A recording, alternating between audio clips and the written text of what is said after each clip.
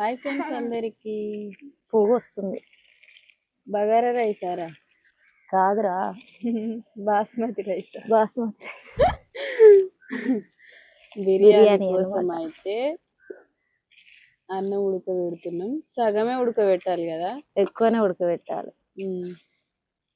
80% పక్కన అయితే కర్రీ అవుతుంది. నేనైతే చిన్న ములికి అన్నం తినిపిస్తున్నా.